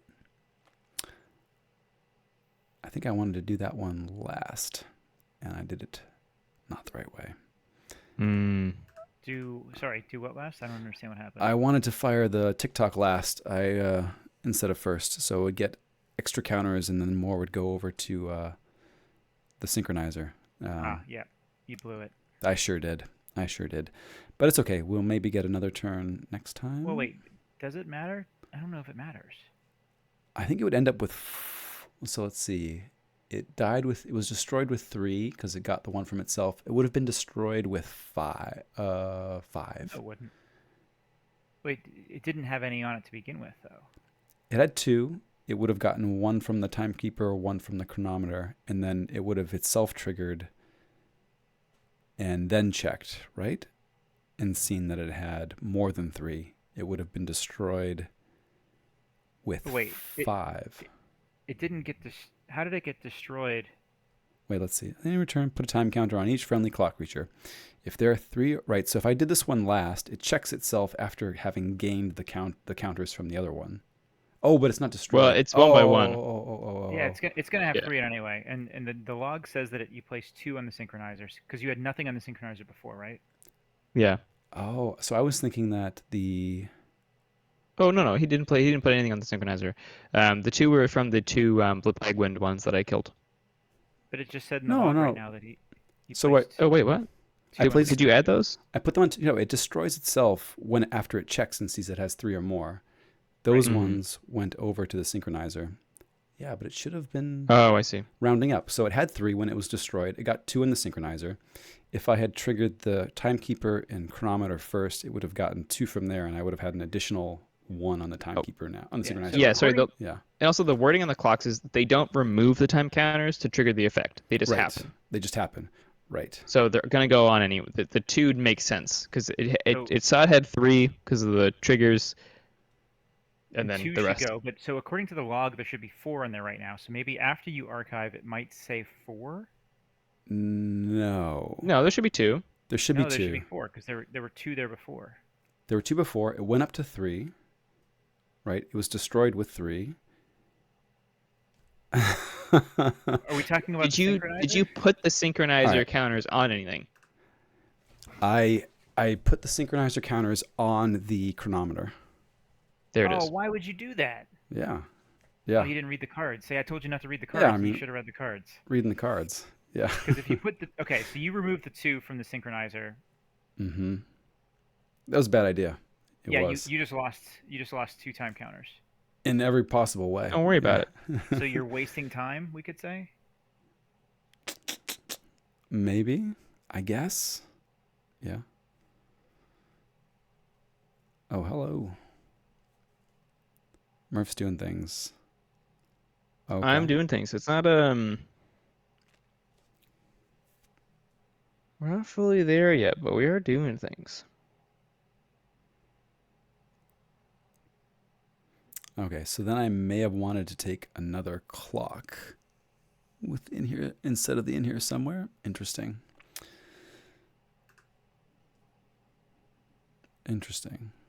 Okay. All right. I don't know what's going on here anymore. So maybe not. Check out your hand here before I tell you what to do. Yeah, no, the Pester Grove is good. It's good tech. Pester Grove is good tech. And you have a Rebel in here with Xylo too? Is that a thing? Yeah, so this can Rebel rule a Xylo. 6. It's got 2 doctors and 1 rebel. Nice. So, I mean, I guess I'll let you in a little secret. This deck with Key Abduction has a target as well. Basically, it can rule of 6 its whole Mars board, plus it recycle Key Abduction 3 turns in a row. So it can, as long as you have a board to fight the rebel into, it can theoretically, as long as the Dr. Lock effect isn't enraged, can gain like 12, 16 amber, 18 amber. Yeah. Plus free keys. Spicy. Okay. Dang, I'm not. This is a weird situation with your hand and the discard, the sloppy pips. I think let's just lean in and let's go Geistoid again. Geistoid it is. And Xylo has elusive. We are taking the archives. You give me cool. 2 minutes. I'll be right back. Yeah. It'll take us that long to agree on what these things do. Take you that long Okay, to read perfect. the Just cards. read some cards. I'll take that. Read some cards. All right. So Entertaining radio. Start reading. Yeah. I am haunted. I'm going to play in here somewhere. We're going to get to archive 2 cards from the old discard. I mean, slower. slower. All right, so in here somewhere. If you're haunted, archive 2 cards from your discard pile. Otherwise, discard the top 5 cards of your deck. Cool. I've got 3 clocks, so my TikToks are all going to fire. Cool. So I'm going to get to archive additional stuff from discard and hand. You get to archive 6 cards. 6 cards. That is an excellent clock deck. Yeah. The three TikToks are very cool.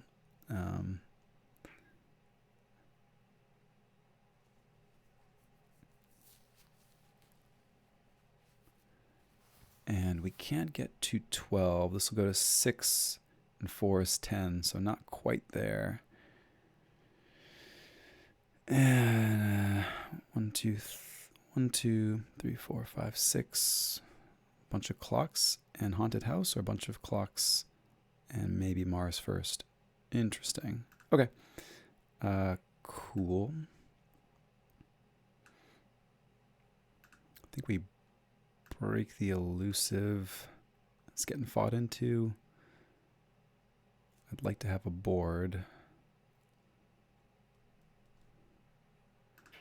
And I think I want... Ugh, gross.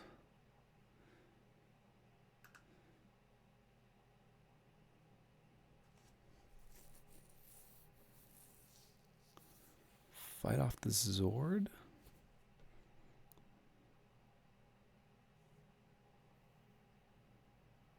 Puts 3 on here.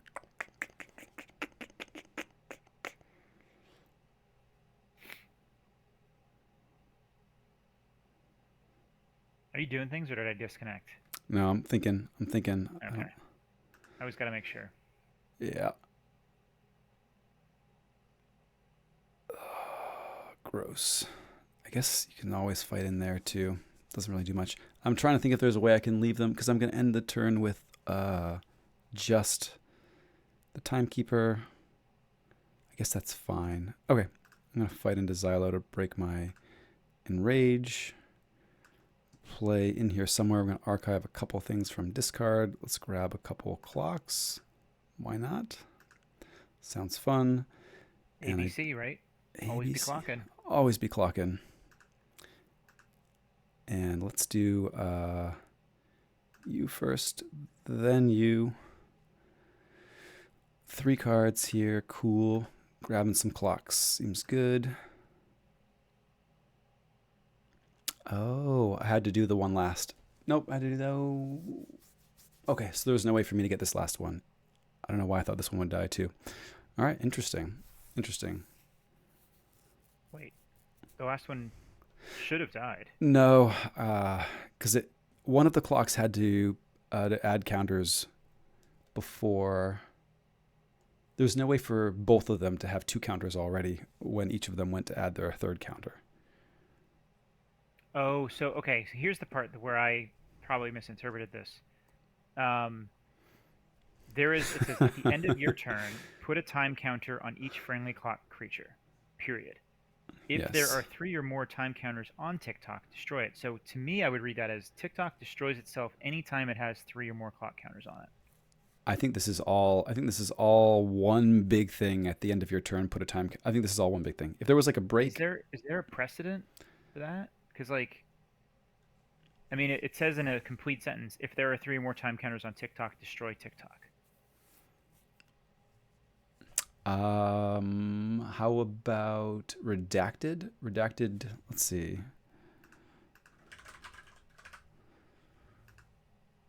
After you choose Logos as your active house, put 1 amber from the common supply on redacted. When there are 4 more on redacted, destroy it and forge a key at no cost.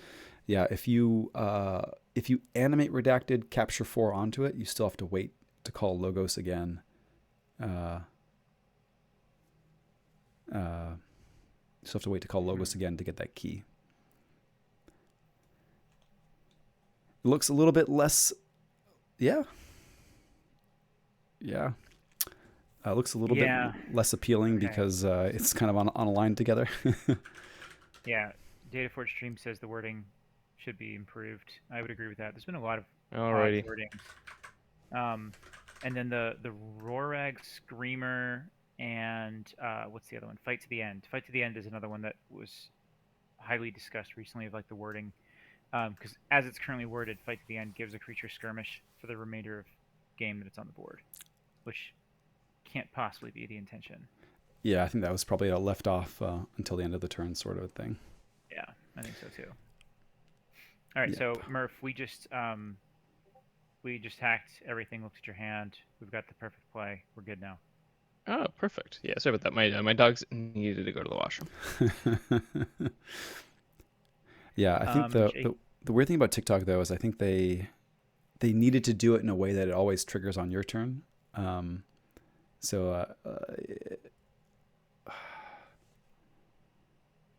Friendly creatures. I don't know. I don't know if there's a way currently to give. Yeah. So JT, I've got some critiques here. Okay. From last turn. Critiques. Take this turn. Give me the critiques. I would have archived your entire hand. Oh, that's cool. And then instead of getting back the clocks. Interesting. Oh, you did get a free turn here. You do get a free turn here. Yeah. Interesting. Yeah, actually, you don't even need to call. I don't know. No, you don't. Fun fact: it's Omni. It's an Omni. Yeah. So. Yeah, we're definitely telling here. We're hunting here. We're in on the clocks. Let's go.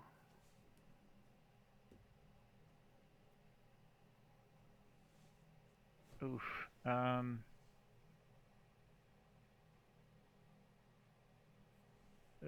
Yeah.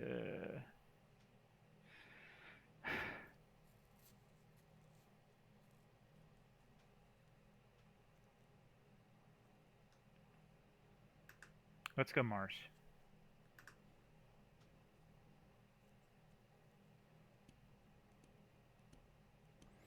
Mars seems good.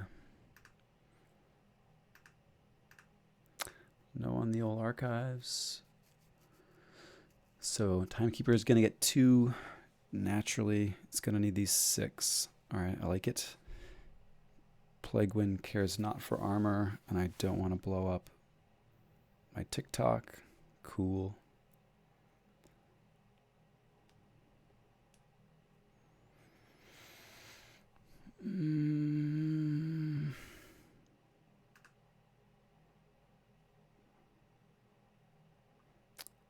Xylo's still there. Okay. Let's play the Proliferator. Let's ready it, discarding this Warfaline, and attack Xylo.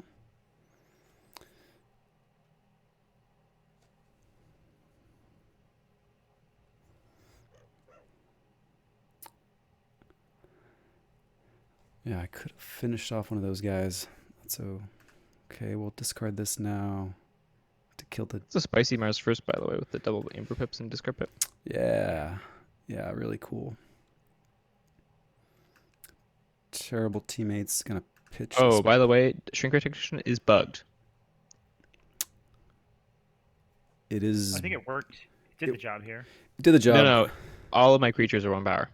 Oh, excellent. Yeah, perfect. If you play another one, they'll all be 0. Or yeah. And yeah, using the synchronizer to get some time onto Timekeeper. Okay, I'm gonna hold. Do I even need to hold this guy? Seems unnecessary. Next turn. No, I'm gonna pitch it. All right, cool. There we go. Now you get to take next turn. Yeah, I'm gonna trigger this guy first. And now we're going to archive. Oh, it purges itself, right? It does. Yeah. Makes sense. Okay. Toss in some. Yeah, infinite turns would be juicy.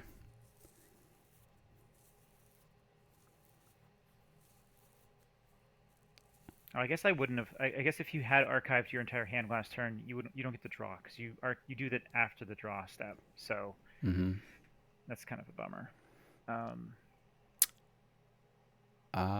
Yeah. Interesting. I hadn't thought about Yeah, it because either. after the ready. yeah. So you would have just had a one card hand if you had done that last turn. Pretty cool though still. Kind of cool. It's neat. One, Doesn't have two, huge benefit. and three.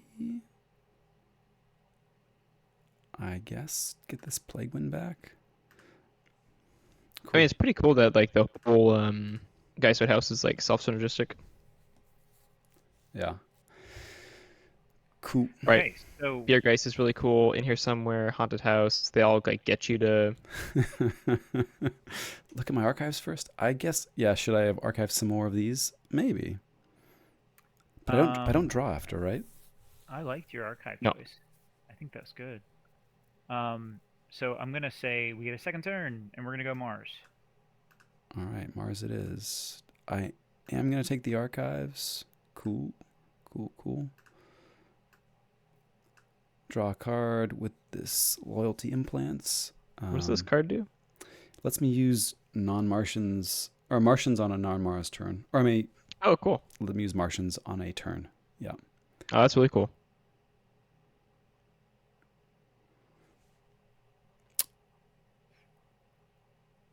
Cool, cool. Put a shock collar on Dr. Xylo. Seems pretty good. The cat just fell. Hang on a second. Oh, geez.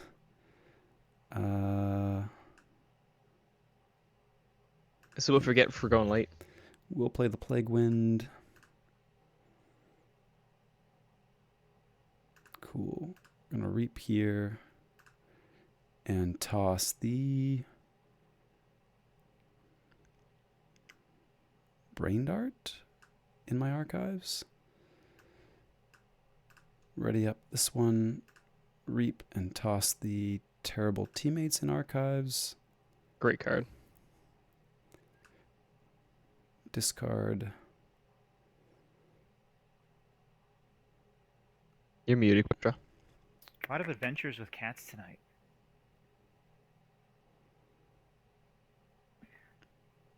Till Okay, the Earth. so the implants, the plague wind, shot color. Yeah. I could have maybe been better off readying and reaping with the target Yixel. But I think it's okay. Play it in archive. Yeah, it's. You can't reap because of the pistol growth. Oh, you're right. Yeah. I knew that. Better be lucky than good. All right. Well, there's things. And my kingdom for some amber control. I don't know. Yeah, I didn't realize Murph had up to 11 now. I think we just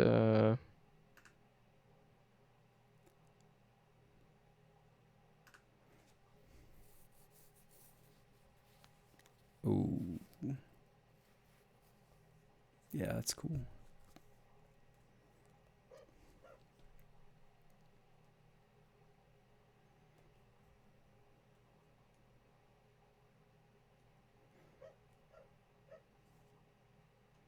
Oh, we got a Nice. key. Cool. I guess you get to choose the color. Oh, definitely going blue. Okay. If you Alright, say so. Murph just took his entire turn to archive the key abduction. Oh.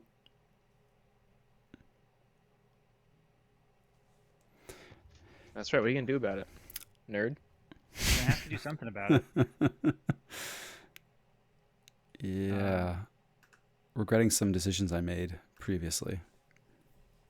I think we might be okay. I mean, you say that.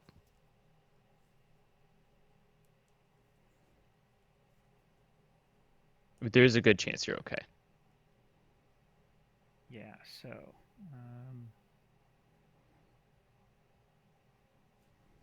key abduction just needs 15. Only got one in archives. Well, I only need 9 to forge for 6. Yeah. We can handle And I will bounce all of your Mars creatures with my game reduction. Yeah, that's the. Although you've don't believed your eyes already? Did we don't? Yeah, we did. Mm-hmm. All right, I think we just go Mars.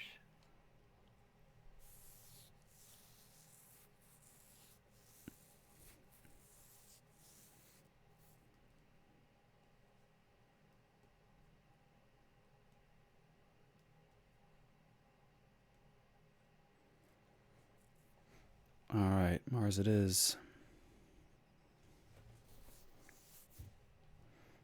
We do take our archives. I will say my first reaction to I'm not playing Grim Reminders, but I am kind of playing Grim Reminders.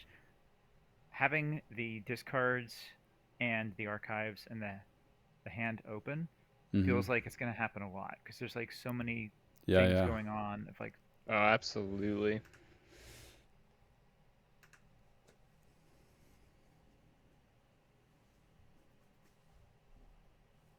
all right, let's see if you got this. See if you can figure this one out.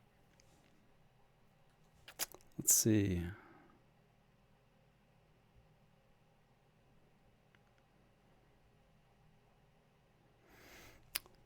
Spooky charge too, huh? Did we pitch that already? We did not.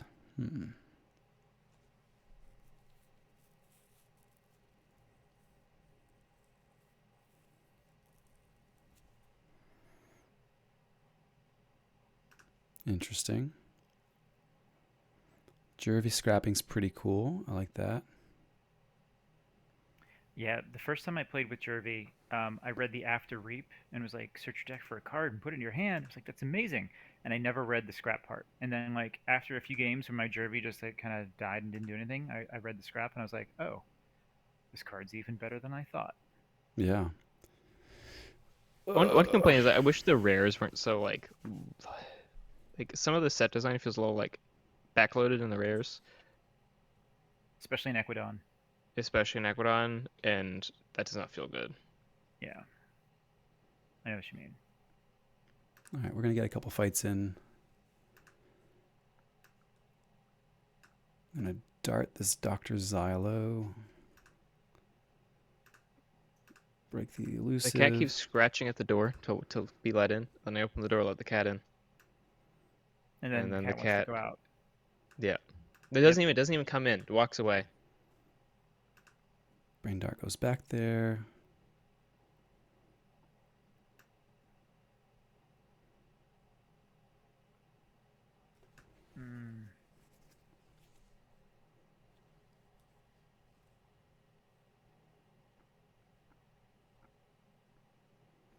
Ugh.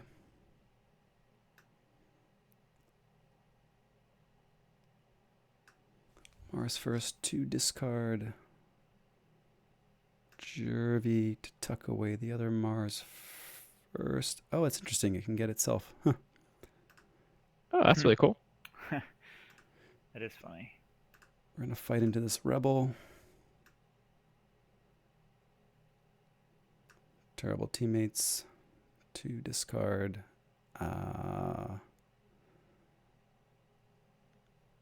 Waste not. And invigorating shower. Sure. All right. I was really nervous you weren't gonna fight the Rebel. Fight off the Rebel had to die. For I would have killed. I would have fought with. I would have killed all three of them with fights rather than Reap. Kill all three of them. I think I'm one amber off. Of the key abduction. Mm-hmm.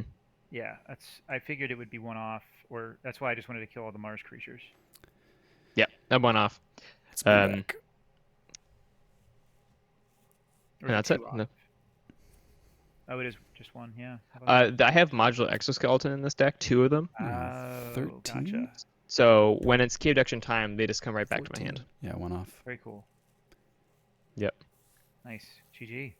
GG. Interesting. Yeah, that Pestergo was good tech. Pestergo was good good tech for the Doctor. Yeah. The Shot Caller is nice too there. I also feel like it's one of those cards that I feel like has often low impact. Or has had low impact, but was pretty good. Or at least It seemed like it could have been good if it was relevant. I don't know. That's a I shining, mean, shining he ended review. up not being able to reap anyway. So Yeah, yeah, and I was definitely thinking for a while there that that the take an extra turn clock didn't purge itself, and hmm we were just gonna get to take a bunch of extra turns, but such is it not the would be case. crazy. Yeah. Yeah, I So mean, you you did get extra turns though. We got we extra. did. We got an extra turn. It was impactful turns too. You know, it wasn't like a Mhm. Would you, JT? Would you have gone Geistoid that turn that you were going to get the extra turn just to play some extra cards to reap? Because I called Mars that turn to play some Mars cards before taking your extra turn. Would you have gone Geistoid instead, or were you okay with that? I can't remember that one specifically. I think I was okay with it. Um, maybe, maybe because we did have a handful of clocks. I don't know. I don't remember it well enough to say. I'll have to look I think back. you had an archive full of clocks, I definitely had an archive full of clocks. Yeah. and yeah, Um, which is interesting because I don't know if I want to, like, once I've taken the extra turn, I don't know how much I want to go back into Geistoid. Um, well, the clocks would have. I think they all would have died, they all would have fired. and then you'd have an empty board and an extra turn to just play your Mars creatures. Mm-hmm. But And you I could couldn't reap have them. loaded up with loaded up on Mars cards with the TikToks. I don't know if I had much more to grab. Hmm. Um, How did the time walking feel?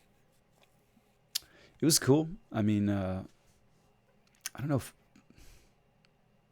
it did feel like a lot of build up. It did feel like a lot of build up for one turn, but it was super impactful, like Murph was saying. So I don't know. That was literally the first game I played with this deck or many of these cards. Had it not been for reshuffling back in the reclaimed, I mean, maybe I don't know. Is this more clocks than typical? Because it did not feel like it Yeah. was a very It well, is, yeah. and an early synchronizer too. I mean, That's it, why I kept the hand.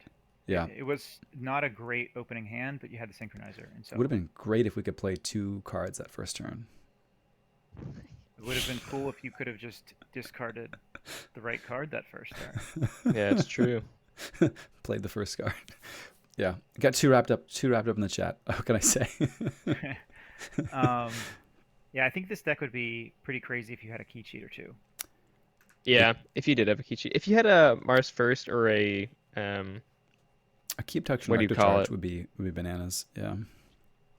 Key abduction would be really good as just because you have so much archive, it's just really easy to get to that big Mm-hmm. hand size. And then you could just clock it and archive it Mm-hmm. consistently. Or a spooky charge. But the spooky charge is a little less synergistic because like you're not necessarily gonna be haunted when you want to be haunted, and then you have to double Tellurith. Yep. Interesting. Triple 6 copies of Plague Wind game. Very cool. There Very is a cool. world where I took a Star Alliance turn. That turn before you went to 13. Because I have a new frontier, so I could have dug for my spooky charge. Mm. Could dug for the spooky charge and like gotten a Euphrasia lens out, Mm-hmm. Yeah. which is a possibility. But JT, I think you lost a little bit of value because the first turn you went Mars, you just discarded the Plague Winds because you didn't want to kill your one clock. I I think I might have played one of them to get rid of his witches.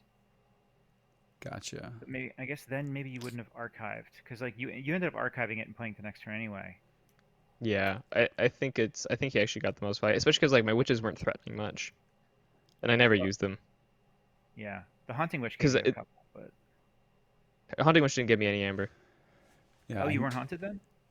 Nope. Huh. I don't think I was.